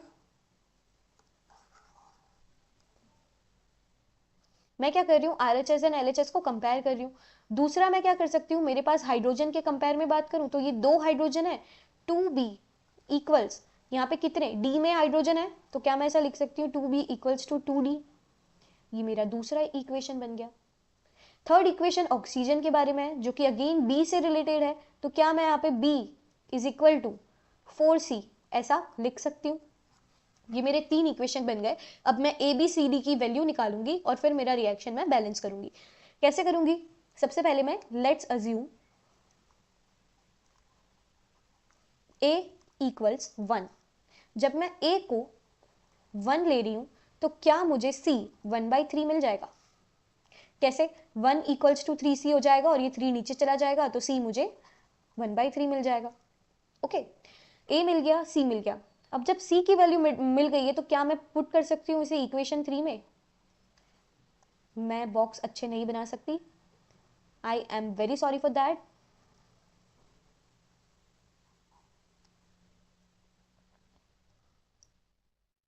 ओके, सो इसको मैं पुट करूंगी इनटू इक्वेशन 3 में। जब मैं इसको इक्वेशन 3 में पुट करूंगी तो क्या मुझे b इक्वल्स टू 4 इंटू 1/3 मिल जाएगा? तो क्या मुझे b इज इक्वल टू 4/3 मिल जाएगा? अगेन यू आर करेक्ट, आपने बिल्कुल करेक्ट अंदाजा लगाया है। अब मुझे a, b और c की वैल्यू मिल चुकी है। अब मैं सिर्फ d की वैल्यू फाइंड करूंगी। ओके, b की वैल्यू मिल गई। अब इसको मैं पुट करूंगी इन इक्वेशन 2। क्या यहाँ पे ध्यान से देखो, यहाँ पे 2b इक्वल्स टू 2d है तो मैं यहाँ से 2 उड़ा दूं तो b is equal to d मिल रहा है। तो जब b is equal to d है मेरा, तो क्या b इक्वल्स टू 4/3 है, वही d की वैल्यू होगी। Okay, this is understandable and easy to. तो मुझे a की वैल्यू जब मैंने 1 ली थी तो c की वैल्यू मुझे मिल रही थी 1/3, d हाँ b की वैल्यू मुझे मिल रही थी 4/3 और d की भी वैल्यू मुझे मिल रही थी 4/3। ओके, मेरे पास क्या रिएक्शन था? Fe plus H2O that gives Fe3O4 plus H2। Okay, so इस पर्टिकुलर रिएक्शन में मैंने इसे A, इसे B, इसे C और इसे D लिया था। अब जब मुझे ABCD की वैल्यू मिल गई तो अब मैं डायरेक्टली पुट कर दूंगी। क्या लिखूंगी? A की जगह में लिखूंगी 1/3। लिख ही देती हूँ मैं, I am not giving too much slides to you people. आपको स्लाइड देखकर ही डर लग जाएगा, इतनी सारी स्लाइड्स है। A आपका 1 है, B आपका 4/3 है, C आपका 1/3 है और D आपका 4/3 है। ध्यान से देखो, अगर यहाँ पे मुझे डिनोमिनेटर से 3 हटाना है तो क्या इस पूरे के पूरे इक्वेशन को can I multiply it with 3? ऐसा करने से क्या मिलेगा? यहाँ पे 1 इंटू 3 Fe हो जाएगा, प्लस यहाँ से 4/3 इंटू 3 4H2O हो जाएगा। आगे 1/3 इंटू 3 मेरा 1 Fe3O4 हो जाएगा, प्लस 4/3 इंटू 3 मेरा 4H2 हो जाएगा। ध्यान से देखो, एक मेरा ये आंसर आया है, let us compare it with answer over there. क्या ये मेरा सेम आंसर आया है? 3Fe 4H2O 1 Fe3O4 और 4H2। देखो 3Fe 4H2O 1 Fe3O4 और 4H2, exactly same answer with another method. This is KB's method. आपको अगर ये अच्छी लगी हो तो कॉन्ग्रेचुलेशंस, ये आसान भी है साथ ही। ओके, अगर आपको ये नहीं समझ आई है दैट्स ओके। मैं क्वेश्चंस लेके आई हूँ प्रैक्टिस करने के, जिसमें से हम लोग ये दोनों क्वेश्चन नहीं करने वाले हैं, because carbon plus oxygen giving carbon dioxide is not something जो 10th स्टैंडर्ड के बच्चे को कराना चाहिए। बहुत आसान है ये, ठीक है। Okay, let's continue. मैं आपको हिट एंड ट्रायल मेथड भी कराऊंगी और साथ ही हम लोग करेंगे केबीज मेथड। ओके, इनिशियली अगर मैं बात करूं,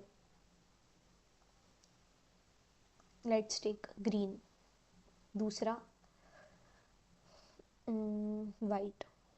ओके, तो ग्रीन कलर से मैं आपको बताऊंगी सबसे पहले कि इनिशियली क्या था और बाद में जब हमने बैलेंस कर दिया उसके बाद क्या आया। ओके, सो LHS में 2 H2 है, मतलब 2 H है, RHS में 1 है, Cl2 यानी कि यहाँ पे 2 और यहाँ पे 1। Is it so difficult for you to understand कि यहाँ पे मैं 2 लगा दूंगी तो ये 2 हो जाएंगे? नहीं, बट फिर भी as I have said you, मैं स्टेप वाइज बताऊंगी आपको, तो हम लोग वैसे ही करेंगे। सबसे पहले मैंने क्या किया, मैंने काउंट किए कि left hand side and RHS कितने मेरे एलिमेंट्स हैं। अब जब मैंने ध्यान से देखा तो मैं ये देखूंगी कि कौन से एलिमेंट में सबसे ज़्यादा डिफरेंस है बैलेंसिंग में। कितने कौन से एलिमेंट में ऐसा है कि LHS और RHS में नंबर में बहुत ज़्यादा डिफरेंस है। यहाँ पे आपने देखा दोनों में सेम है, तो आप दोनों में से किसी भी एक को बैलेंस कर सकते हो। मैं चुन लेती हूँ क्लोरीन को। क्लोरीन को यहाँ पे 2 करने के लिए यहाँ पे मैंने 2 लगाया। क्लोरीन को 2 करने के लिए जब मैंने यहाँ पे 2 लगाया तो मुझे पहले यहाँ पे क्लोरीन 2 थे, ये तो चेंज होगा नहीं। रिएक्टेंट इस पर्टिकुलर केस में हम चेंज कर ही नहीं रहे। यहाँ पे जब मैंने 2 क्लोरीन किए तो मुझे 2 हाइड्रोजन मिल गए, बस इट्स दैट इजी। फिर भी अगर कोई और स्टेट में लिखना चाहो तो लिख दो कि H2 गैसियस है प्लस Cl2 गैसियस है, इसके साथ मुझे HCl मिल गया। इट कैन बी गैसियस और it can be aqueous, depends कौन सी एनवायरमेंटल कंडीशंस है। ओके, अब मैं आपको सिखा रही हूँ KB's method. I am so smart, मैंने जगह छोड़ी भी नहीं है। केबीज मेथड मुझे पहले से ही पता था, इतने में ही आ जाएगा आपका केबीज मेथड। क्या करते थे हम लोग, मेरे पास ये रिएक्शन है H2 plus Cl2 that is giving me HCl। क्या करते थे हम इसके साथ, इस बेचारे के आगे हम लोग A, B और C लिख देते थे, फिर कंपेयर करते थे कि LHS और RHS में क्या रिलेशन है A, B और C का। तो यहाँ पे मैंने देखा कि 2A इक्वल्स टू C है और यहाँ पर 2B इक्वल्स टू C है। A की वैल्यू लेट्स अज्यूम 1, तो मुझे C की वैल्यू मिल जाएगी 1/2। जब C की वैल्यू मिल गई तो मैं B की वैल्यू कैसे निकालूंगी, यहाँ पे 1/2 रखेंगे। ठीक, am I doing anything wrong, wait, sorry, A की वैल्यू जब 1 रखूंगी तो C इक्वल्स टू 2 आ जाएगा, सॉरी 1/2 नहीं आएगा। हाँ, और B की वैल्यू भी मेरी कितनी आ जाएगी, 1 आ जाएगी। क्यों, यहाँ पे मैं 2 रखूंगी, ये 2 नीचे डिनोमिनेटर में जाएगा तो 2/2 इक्वल्स टू 1 आ जाएगा। तो ये देखो डायरेक्टली पुट कर दो। अब यहाँ पे 1H2 plus 1Cl2 that is giving me 2HCl। इस मेथड से भी कर सकते हो, इस मेथड से भी कर सकते हो, दोनों में सेम आंसर आएगा। Okay, hit and trial method से कोशिश करते हैं।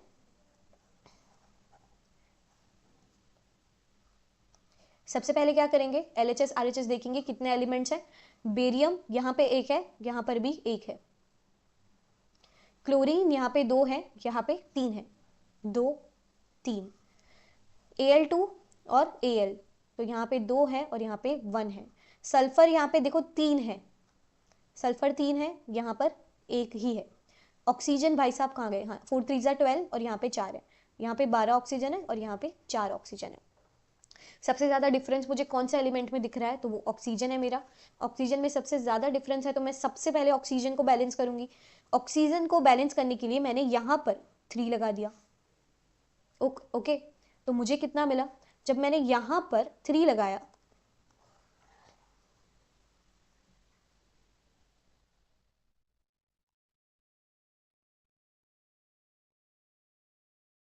जब मैंने यहाँ पे मल्टीप्लाई बाय 3 किया तो मुझे बेरियम भी यहाँ पे 3 मिल गया। जब मुझे यहाँ पे बेरियम 3 मिला तो मैंने सोचा क्यों ना मैं यहाँ पर भी 3 लगा दूं, तो मेरे बेरियम भी हो जाएंगे। तो अब मेरा क्या क्या चीज़ बैलेंस हो चुका है, मेरा ऑक्सीजन बैलेंस हो गया और मेरा बेरियम बैलेंस हो गया। ठीक, अब मैं क्लोरीन के पास जा रही हूँ। देखो मेरी ये टेक्निक है हिट एंड ट्रायल मेथड की, कि जिसको जैसे मैंने ऑक्सीजन को हिलाया, ठीक है, ऑक्सीजन का मैंने नेचर मतलब सॉरी कोएफिशिएंट चेंज करने के लिए मैंने यहाँ पे जैसे 3 लगाया, तो जो मेरा उसके साथ वाला जो अनबैलेंस होगा ना, मैं उसको जाके बैलेंस करूंगी। जैसे ऑक्सीजन को बैलेंस करने के लिए बेरियम अनबैलेंस हो रहा था, तो फिर मैं बेरियम को बैलेंस करूंगी। अब बेरियम को बैलेंस करने के लिए मेरा क्लोरीन अनबैलेंस हो रहा है। देखो यहाँ पे मैंने जब यहाँ पे 3 लगाया तो मुझे यहाँ पे इंटू 3 करके मुझे क्लोरीन 6 मिल रहा है, यहाँ पे 3 मिल रहे हैं। तो यहाँ पे इसको बुरा ना लगे इसलिए मैंने यहाँ पे 2 लगा दिए। इससे क्या होगा, मेरा यहाँ पे मल्टीप्लाई बाय 2 करूंगी। ध्यान से देखो अब कौन कौन से एलिमेंट्स के साथ क्या क्या हो रहा है और कितना बचा है। यहाँ पर 3 बेरियम थे, दोनों साइड 3 बेरियम हो चुके हैं। यहाँ पे 6 Cl2, मेरे पास 6 क्लोरीन है, यहाँ पर भी 6 हो चुके हैं, क्लोरीन हो चुका है मेरा। एल्यूमिनियम को देखो यहाँ पे 2 था, यहाँ पर भी अब वो 2 हो चुका है। तो मेरा क्लोरीन एल्यूमिनियम ऑक्सीजन बैलेंस हो चुका है। अब बस सल्फर की बारी है। ओके, तो सल्फर को मैं कैसे बैलेंस करूंगी, यहाँ पे 3 सल्फर है, यहाँ पर भी देखो 3 सल्फर हो चुके हैं। तो इसका मतलब मेरे सारे एलिमेंट्स अब बैलेंस हो चुके हैं। This is what is known as hit and trial method. सबसे पहले मैंने क्या किया, मैंने बैलेंस किया ऑक्सीजन को। क्यों ऑक्सीजन को बैलेंस किया, क्योंकि उसमें सबसे ज्यादा डिफरेंस थे। जब मैंने ऑक्सीजन को बैलेंस किया तो मेरा बेरियम जो है वो अनबैलेंस हुआ। फिर मैंने बैलेंस किया। मैम बैलेंस की स्पेलिंग नहीं आती, आप हमें बैलेंसिंग सिखा रहे हो। स्टूडेंट्स को ऐसा बड़ा होता है पता है, ऐसे में जब मैं पढ़ाती हूँ ना कभी कभी, तो कभी ऐसे स्पेलिंग मिस्टेक हो जाती है तो वो पहले कमेंट करते हैं, या फिर ऐसे वो पहले बताते हैं। इतनी सारी अच्छी बातें बोली, इतना सब सिखाया, वो उस पर कुछ नहीं, एक गलती कर दी वो पहले हाईलाइट हो जाती है। ओके, तो बैलेंस, फिर मैंने किया बेरियम को, ऑक्सीजन के बाद मैंने बेरियम बैलेंस किया।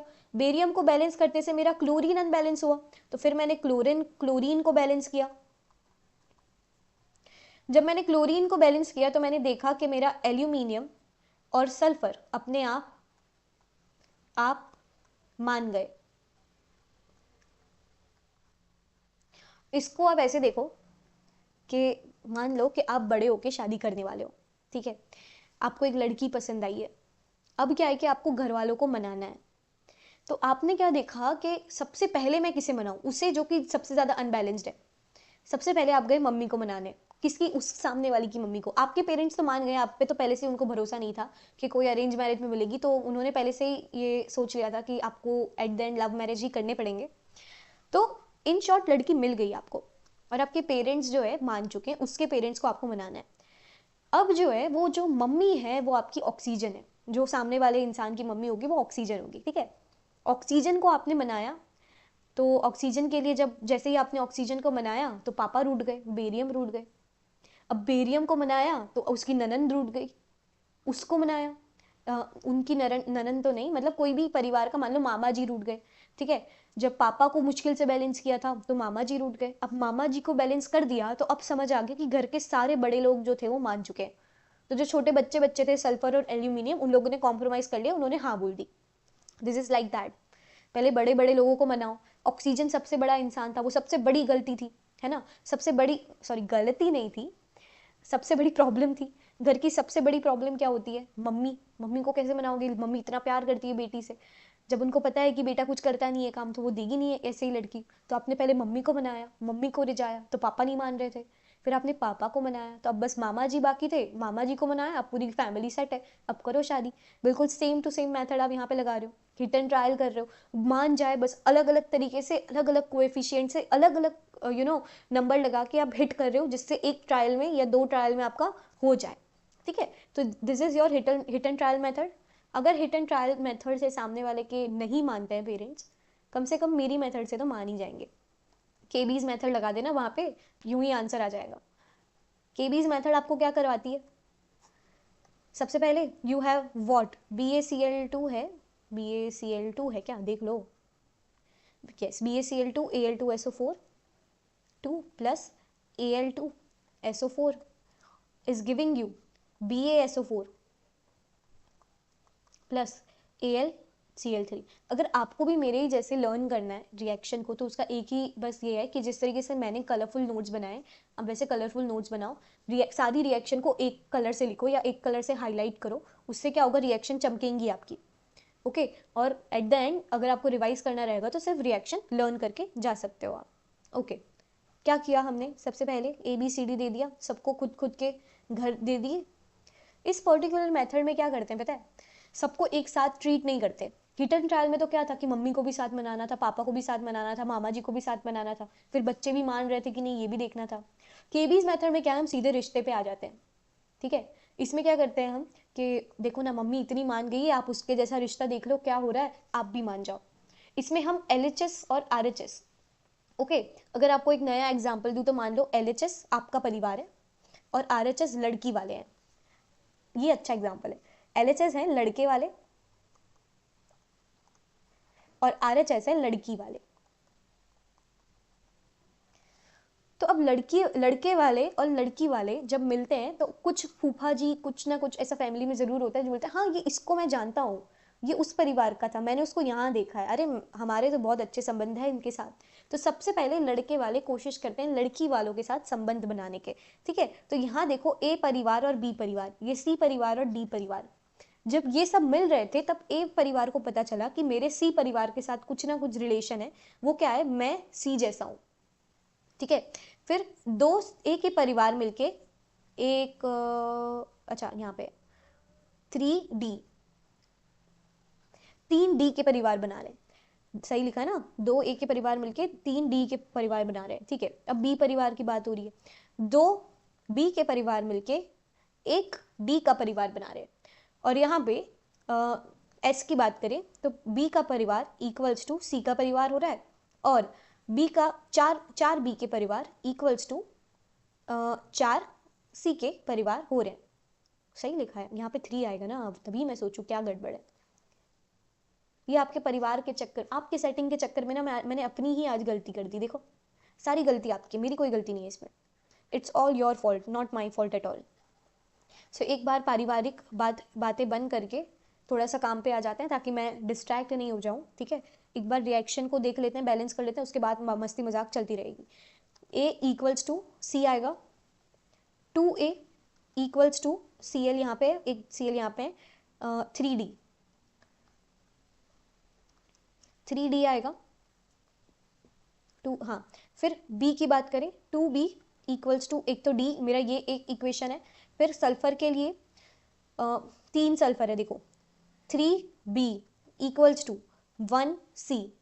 ओके, और 4 3 12b इक्वल्स टू, यहाँ पे 4 है, 4c। आई होप सो मैंने कोई गलती नहीं की है, मोस्ट प्रोबेबली नहीं की है। ओके, सो अब करते हैं बैलेंस। मैं क्या करती हूँ ना कि a इक्वल्स टू, जब मुझे c दिख रहा है तो मैं a को पकड़ लेती हूँ। Let's assume a equals 1। अच्छा, ऐसा जरूरी नहीं है कि आप a को ही 1 लो, आप c को भी 1 ले सकते हो।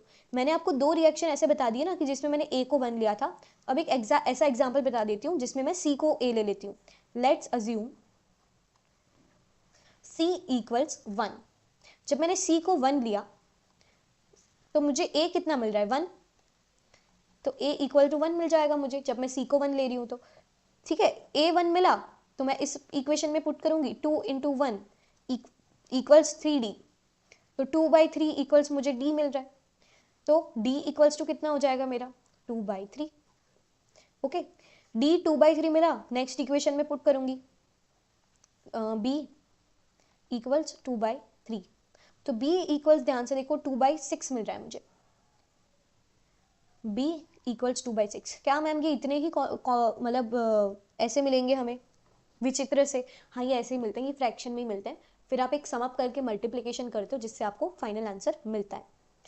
ठीक है, ओके, तो ये मुझे b मिल गया, और b की वैल्यू जब मैंने पुट करी 3 इंटू, मैं चेक कर रही हूँ कि c की वैल्यू 1 आ रही है कि नहीं आ रही। ठीक है, 2/this इक्वल 3, हाँ तो ये आ रही है, करेक्ट है, मतलब हमारा इक्वेशन करेक्ट है, इसका मतलब हमने रिलेशन सही निकाले हैं।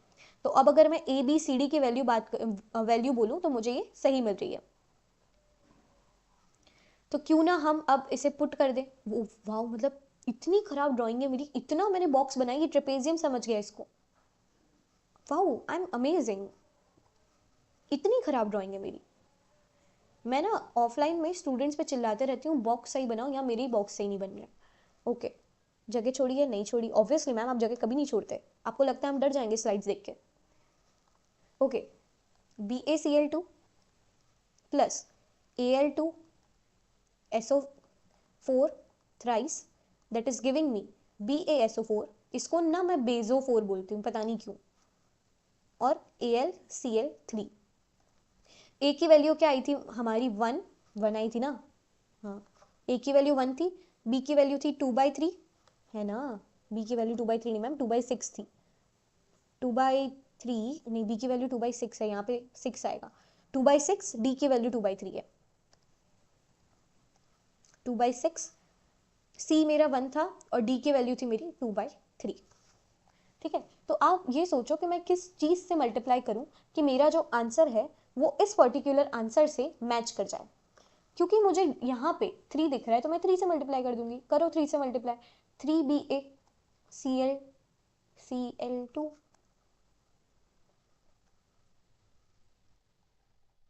क्या कराना है आपको, अगेन मैं बता देती हूँ, इस वाले आंसर को आपको इस वाले आंसर से मैच कराना है। ओके, प्लस 2/6 है, इसको मैं ऐसे लिख भी देती हूँ आपको, पूरे को हम लोग 3 से मल्टीप्लाई कर रहे हैं। 2/6 है, जब मैं मल्टीप्लाई करूंगी ये 3 से, तो 2/6 इंटू 3 क्या होता है, ये मेरा 3 2 6, 6/6 इक्वल्स 1 आ जाएगा। ठीक है, तो 2/6 इंटू 3 मेरा कितना आ जाएगा 1 Al2SO4 थ्राइस। अब 1 इंटू 3 तो यहाँ पे 3 प्लस 2/3 इंटू 3 अगेन मेरा कितना आ जाएगा 2। क्या ये वाला इक्वेशन जो मैंने अभी अभी बनाया, क्या ये मैच कर रहा है उस वाले इक्वेशन से जो आपने आगे बनाया था? हाँ डेफिनेटली कर रहा है, करेगा ही, क्यों नहीं करेगा, मेरी मेथड काम करेगी, ज़रूर करेगी। ओके एक और रिएक्शन से समझेंगे, इसको मैं कैंसिल कर रही हूँ because it's not that important. First of all H2+O2 H2O करना सबको आता है, तो हम लोग इस चीज़ को कैंसिल आउट कर रहे हैं। ओके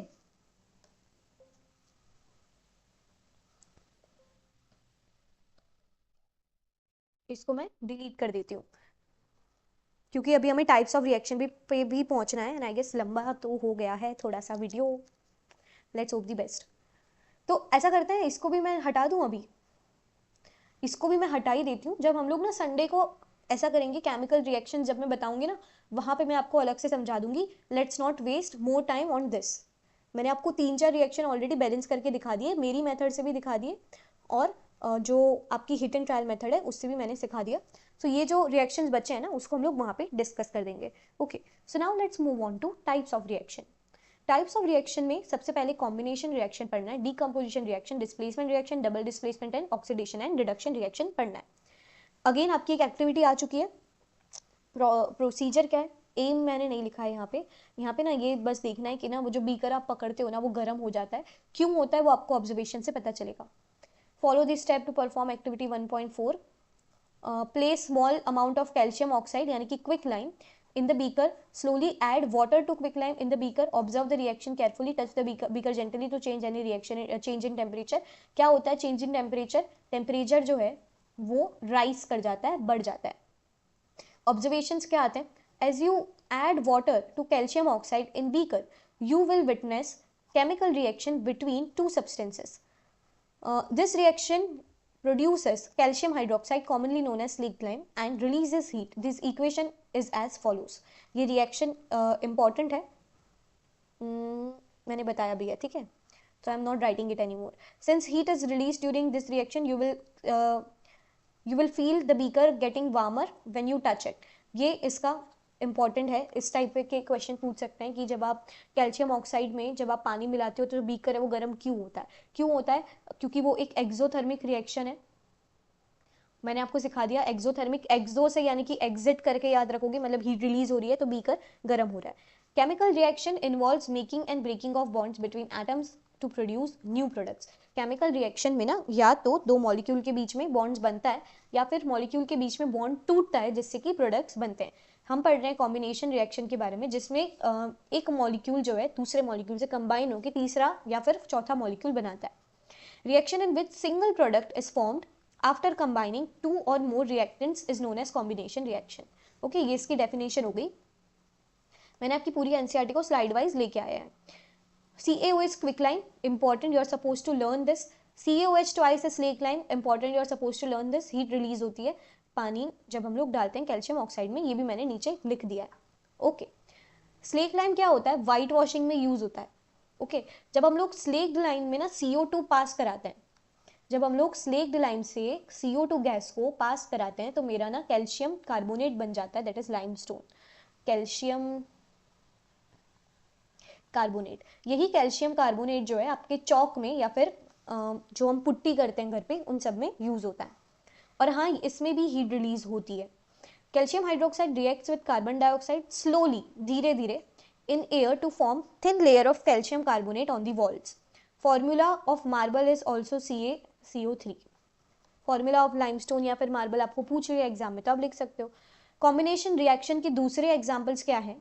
बर्निंग ऑफ कोल, ठीक है, burning of coal, coal is whole set of carbon, whole set of carbon, कोल पूरा कार्बन से बना होता है। तो कार्बन सॉलिड जब उसे ऑक्सीजन के प्रेजेंस पे रिएक्ट कराते हैं तो CO2 बनता है, ठीक है। Formation of water, H2+O2 gives H2O, ये बैलेंस्ड केमिकल रिएक्शन है, जो मैंने नहीं कराया आपको यहाँ पे देख लेना, ठीक है। अब एक रिएक्शन दो तरीके के हो सकते हैं, एक्सोथर्मिक और एंडोथर्मिक। एक्सोथर्मिक रिएक्शन क्या होता है? Reactions in which heat is released in form of energy, उसे एक्सोथर्मिक रिएक्शन कहते हैं। ये जनरली कॉम्बिनेशन रिएक्शंस होते हैं। Okay, example, burning of natural gas CH4, methane is your natural gas, CH4 equals, CH4 का मतलब होता है आपका मीथेन, मीथेन आपकी नेचुरल गैस है।